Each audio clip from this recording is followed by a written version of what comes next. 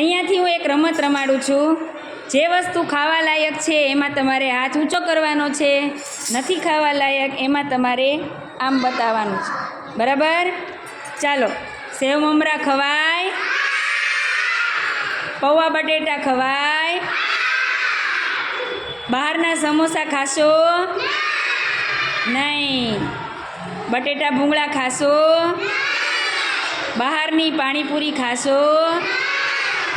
ઘરના ઢોકળા, ઇડલી, ઘરના ઉપમા, થેપલા, ભાખરી, રોટલી, પછી બહારના ખુલ્લા ચણામઠ ખાશો? હે? નહીં ખાવાના.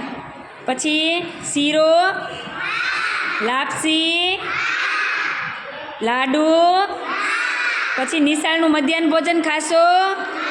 ઊંચો હાથ કરો બરાબર. પછી બહારના પડીકા, વાટકા, એબીસીડી, જલજીરાના પડીકા, ઓલા વિક્સ જેવા કાગળિયાના પડીકા ખાશો? નથી ખાવાના. આમ હાથ કરો. બબલું ખાશો? ફળો ખાશો? તરબૂચ, પપૈયો, ચીકુ, જમરૂખ, દાડમ. ખૂબ સરસ.